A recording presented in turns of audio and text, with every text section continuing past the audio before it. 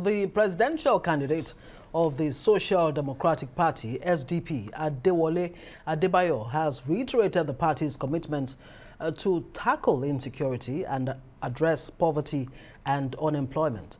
Adebayo expressed this optimism during the launch of the party's national secretariat in the Federal Capital Territory, which also provided an opportunity for the party leaders to hold their NEC meeting. Well, Adewole Adebayo joins us live right now in the studio. Thank you so much for joining us. Good to see you on Newsnight tonight. It's a pleasure. Thank you for the invitation. Well, I guess the story about ASU that we just read really should provide the first place to take off because you've been quoted as saying that you will fully hand over the running of universities into private hands. Am I correct? I mean, when you say you'll appoint trustees to superintend over the affairs of Nigerian universities, is that the only solution really? You think that's a major thing that can put an end to this ASU strikes and resolve all the issues they've been, demanding? Okay, there's need for some clarification. Right. I said that the trust fund, the Tertiary Education Trust Fund, should be left to independent trustees because the original agreement, the original spirit behind the trust fund was that the government said it did not have its own money to fund the universities in the 90s. So ASU came up with this idea that there should be a trust fund where the fund is collected from private contributors, private companies, for the purpose of running the universities. And that decree provided for independent trustees to hold that money and to manage it and give it to the governing councils of the universities.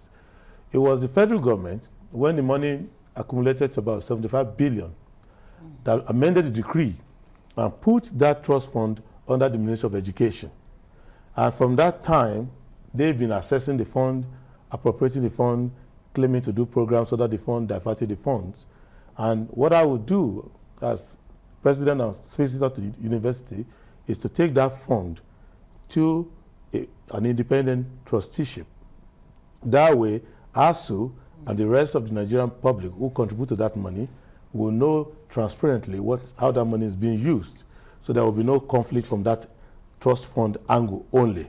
But with respect to the universities, I think that the idea of sending politicians to the governing councils of the universities is not correct. One, because they send the people with the least talent in education. Second, these people are not champions of the universities. So even if they come from other backgrounds, they don't do what other trustees do all over the world, where they help them to raise funds, where they bring champions to the university and all of that. Thirdly, and that's very important, that independent people will be more defensive and protective of academic freedom.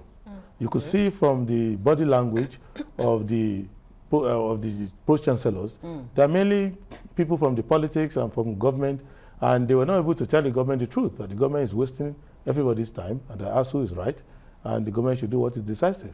So I believe that giving academic freedom and allowing the universities to run their system, all this problem of IPPS, payment, payroll system, if those who are running the universities are people who should be there, then these problems will not arise. So okay, I'm not saying that the government will not have a stake, but it will allow academic freedom and will allow independence of the management of the fund.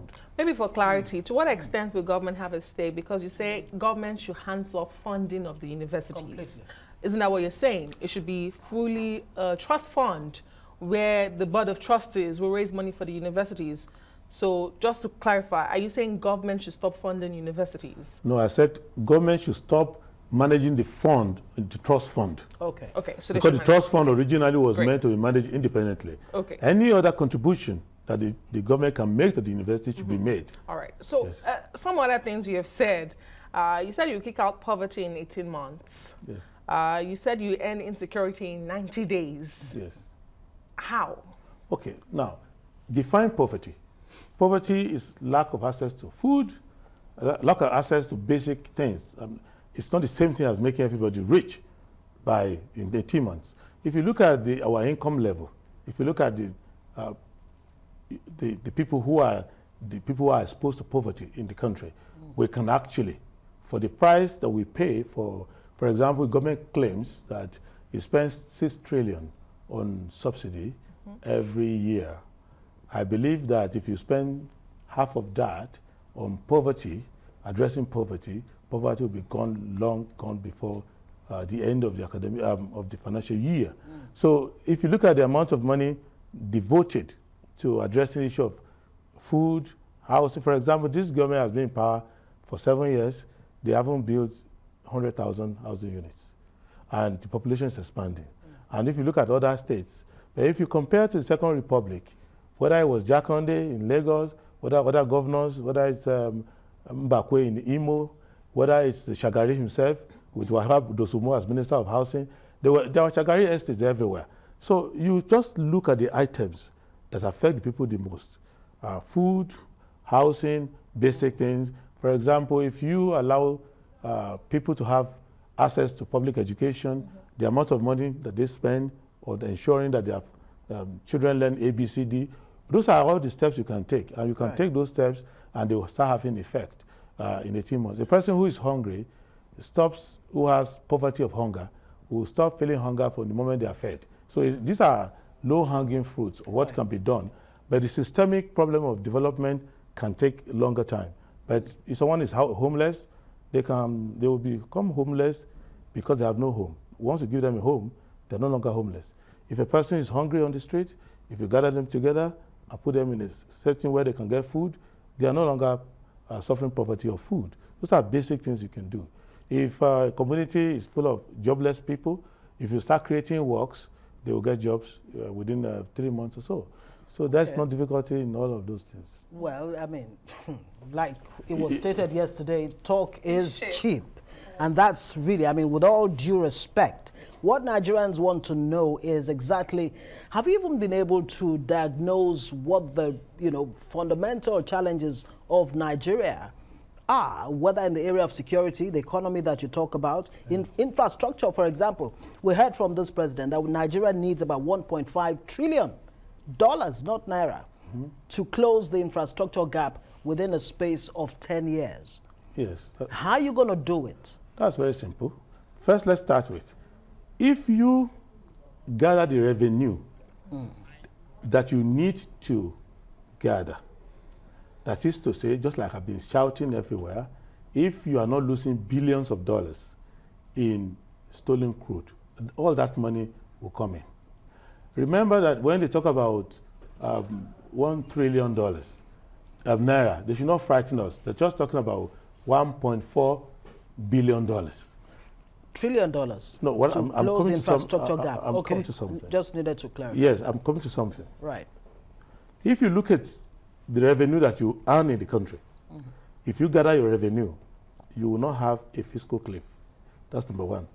Number two, if you stabilize the economy, most of the infrastructure investment is not going to be government money. Everything looks hard to a lazy mind. If you look at Singapore, you look at Philippines, you look at many countries of the world, you look at Thailand, look at places I have been going with investors to establish investment. They don't use their money. You use your own basic money to establish things like rule of law, electricity supply, clean, basic airport. They don't have to be big, but they need to function, and all of that. Then people come into your economy, you use your infrastructure to bring them in, and they invest their money.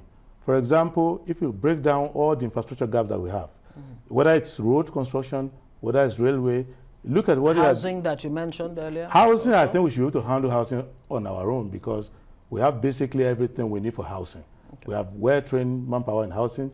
I'm into estate development, so I know that is basically our housing is basic. It's not that complicated. We're not talking about high-rise and all of that. We're talking about maximum duplexes and all of that. So the way they did it in Lagos, you use basic architect back here. So these things can be done. If you calculate all the infrastructural gap, what they are saying, if they are talking of 1.5 trillion, if you look at it, that's about $150 billion a year. So for a country that the government allows one sector to be bleeding about $4 billion every month, that's not a huge leap if you don't allow that to happen. If you look at the way they are managing the currency, if you are able to stabilize your currency for about medium-term framework of about 18 months, you will see that speculators will stop coming to you because there's no arbitrage.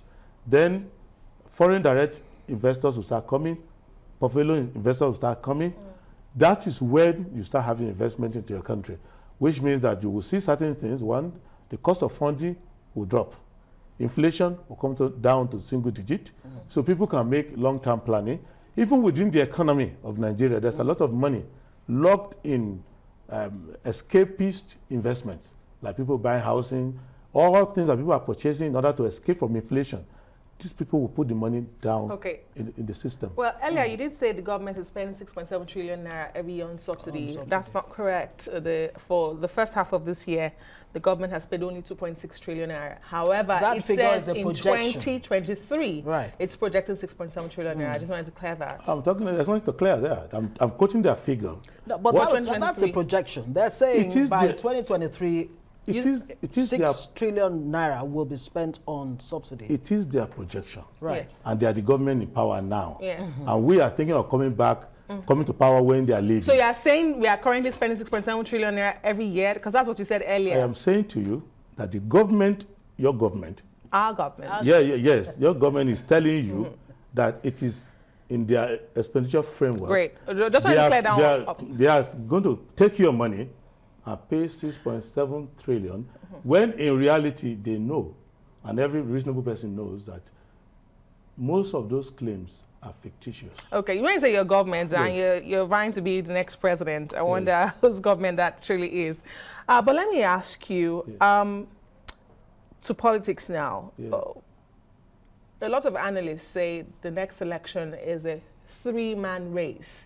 At best, a four-horseman race, or horse race, as they say it. The PDP, the APC, the Labour Party, and maybe the NNPP. Where does the SDP stand? Well, we wish the pundits good luck. I think that the pundits can do their work, which is to be speculating and doing whatever they want to do. Where we stand is this. We stand as the alternative for the people of Nigeria. We know where they are located. We are reaching out to them.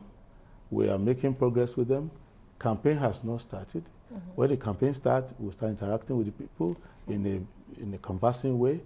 Then we have 5 months to do that. By February, the pundits will look back on what they have said on television, and they'll go back to school to study how to wait for figures from the street. What they are trying to do is to sell a narrative, which is the narrative which is up to them. But the reality is that the Nigerian people that we meet every day, that are meeting all the local governments of Nigeria, are asking us, what do you have to tell us? I have had meetings today when they're asking me fundamental questions that suggest to me that the people haven't made up their mind. They want to listen. But pundits being who they are in most elections all over the world, pundits are usually wrong. Maybe a few will be right, but we don't worry about that. I'm more interested in the fact that let me listen to the people of Nigeria. I've listened to them over... What are you hearing from them, essentially? What is the common thread that runs through what... I mean, and I'm wondering how far across Nigeria have you traveled? What's the main thing that you're hearing from them? Do you think your message is really resonating with Nigerians? Well, first, I have traveled more than every pundit on television. I've been to every local government, 774 of them. I have operatives in 176,840 polling units. My people want to vote for me, don't have electricity, and they don't have money to pay cable television. They are listening to me. Some of them don't speak very good English, so even some of what you are saying now, they're struggling with it. But what they are telling me is as follows, that their lives are insecure, and they can't find the government around. 2, that they are suffering from hunger, and they don't know what to do about that issue of hunger. They can't farm because their lives are at risk, and nobody is supporting them. They also have concern with respect to whether they can get a job anywhere, and inflation is eating the little money that they have. Okay, very quickly before we let you go. Great, fantastic. You said recently that you're willing to declare your assets, but you're waiting for other presidential candidates to do the same. Why do you need to wait for them to declare your assets? And would it be fair, really, to ask what your source of wealth is? Are you wealthy enough to preside over Nigeria's affairs? I think people misunderstand the principle, and it's good for the media to understand what we are saying. We are not saying that you have to be a wealthy man. We are saying that if you want to be president of Nigeria, in a country of emergency billionaires, in a country where people go into government flat broke, and they come out and become tycoons suddenly and become very wealthy, that you should put your life, your entire life, money is part of it, behavior is part of the other things, openly, and let people know that this is me, I'm 50 years old, I've lived in this country, this is what I'm worth, this is how I acquired it, and in future, when I'm in government, you can easily find out if I'm working for myself or I'm working for the people of Nigeria. So when are you going to declare your assets? I'm going to declare my asset early October. It was supposed to be 29th, but my vice president has a family engagement, so we'll do in the early part of October. And we're not saying that we're waiting for others to declare their own. Okay. We are saying that we give orders, because the Serap threw the challenge and said, who is going to volunteer? Showore has agreed, I have agreed, and I was waiting for a few others to agree, but whether they come or not, we're going to declare the assets. It's not about showing how wealthy I am, but to show how prepared I am to take away from your mind the possibility that you're going to have a dodgy character in the State House. And that's more important than any other thing. Well, a lot of people say government is more than an individual. It's just beyond you as a presidential candidate. But in a minute, if you can, Mr. Presidential Candidate, you compared stolen crude oil in Nigeria to the Abacha loot. What exactly did you mean by that? What I mean is that the Abacha loot was money of the Nigerian people. And when the story was being told, there are many people, including pundits, who said, that cannot be true. How could somebody take all that money away? But now we are recovering the money. Now, the crude oil is also money. So it's priced in money. It's now about $130 to the barrel. So I'm saying that since I know those who are stealing the crude. You know them? Of course, there are people in government stealing the crude. I know where they are taking the crude to. So it's not difficult. And Nigerian crude has its molecular signature. So everybody knows where they are going. And with cooperation with the international community, we can appeal to their good conscience, because the countries to which this crude is being stolen are countries that believe that they are transparent, that they are a good country, that they are not corrupt, but this crude is being stolen, and they know as they are receiving the crude that the crude is being stolen. So a good government. So they are as guilty as they are even more guilty, because they are claiming that they are a clean society. Thank you so much, Prince Adewole Adebayo, SDP presidential candidate. The best. Thank you. Thank you.